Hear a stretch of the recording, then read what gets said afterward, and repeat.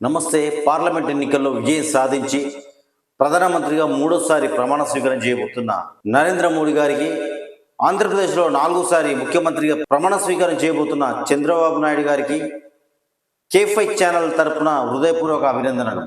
लेकिन 4 जून शाम आते आते उनको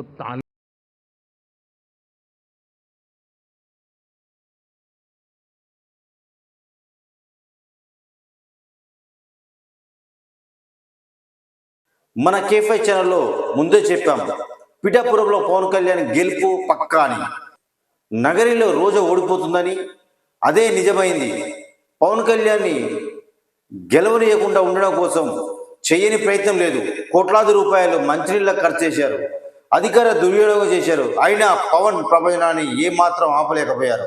ఇవాళ పవన్ కళ్యాణ్ ఆంధ్రప్రదేశ్ రాజకీయాల్లో ప్రత్యేకం. ఆయన పన్నిన వ్యూహం, వేసిన ఎత్తులు పక్కా అమలయ్యాయి. అందుకు సాక్ష్యం కూటమి విజయమే. గువ్వ గువ్వి మనిపిస్తే కానీ పవన్ కళ్యాణ్ పవర్ తెలియలేదు వైసీపీ నాయకులకు. రానున్నటువంటి రోజుల్లో దాన్ని సరిదిద్దుకునేటువంటి ప్రయత్నం కూడా వైఎస్ఆర్ కాంగ్రెస్ పార్టీ చేస్తుందనేటువంటి విషయాన్ని కూడా ఈ సందర్భంగా తెలియజేస్తా ఉన్నాం.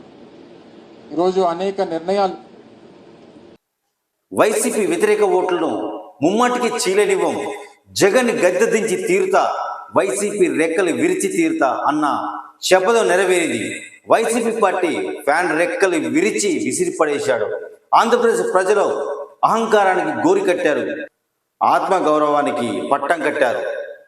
కూటమికి వెన్నెముకన నిలిచి కూటమి విజయానికి ముఖ్య కారకుడు అయ్యాడు పవన్ కళ్యాణ్. గతంలో పవన్ కళ్యాణ్ 2 చోట్ల ఓడిపోయినప్పుడు ఎగతాళిగా మాట్లాడిన వైసీపీ నాయకులు, ముఖ్యంగా రోజా అండ్ టీం, పిఠాపురంలో పవన్ కళ్యాణ్ గెలుపు అసలు వడ్డీ అంతకు మించినట్టుగా పవన్ కళ్యాణ్కు ఘన విజయంతో విమర్శకులు గట్టి సమాధానం చెప్పారు. అంతేకాదు, జనసేన పార్టీ తీసుకున్న 21 సీట్లు గాను 21 సీట్లు గెలుచుకోవడం ఓ చరిత్ర అనాలి. చరిత్రలో సువర్ణాక్షరాలతో లిఖించవలసిన విజయం ఇది. సంఖ్య చిన్నదే కావచ్చు, కానీ ఈ విజయం చూపిన వెలుగు భవిష్యత్తు ప్రయాణానికి ధైర్యాన్ని ఇస్తుంది జన సైనికులకు.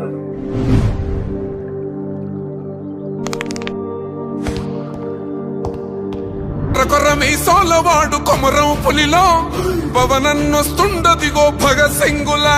ఓహో చిమ చిమ చీకట్లు చెరిప చెగు వేదరో పవనన్నే వెలుగైతడు ఈ ఆంధ్ర నేలను.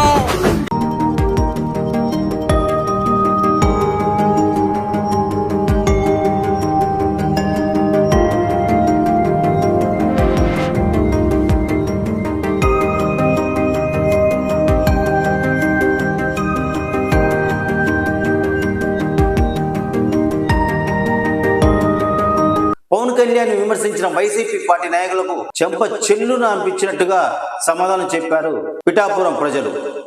ఇవాళ వైసీపీ పార్టీ కన్నా ఎక్కువ సీట్లు గెలుచుకోవడం పవన్ కళ్యాణ్ భవిష్యత్తు రాజకీయాలకు కొండంత భరోసా ఇచ్చింది ఈ విజయం.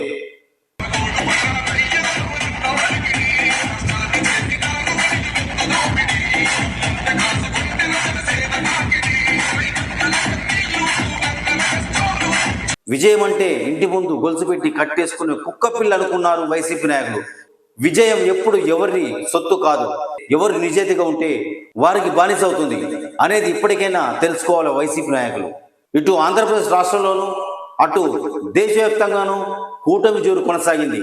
దేశంలో మూడోసారి ప్రధానమంత్రిగా నరేంద్ర మోడీకి దేశ ప్రజలు అవకాశం కల్పిస్తే ఆంధ్రప్రదేశ్ ప్రజలు కూటమి మద్దతు ఇచ్చి చారిత్రాత్మక విజయం కట్టబెట్టారు తెలుగుదేశం పార్టీకి. చంద్రబాబు నాయుడు గురించి మనకు తెలియనిది ఏమీ లేదు. ఆయన విజనున్న నాయకుడు, ఒక తరం కంటే ముందే ఉంటాడు. అందుకే ఆంధ్రప్రదేశ్ ప్రజలు ఆయనకు ఘన స్వాగతం పలికారు భారీ విజయంతో.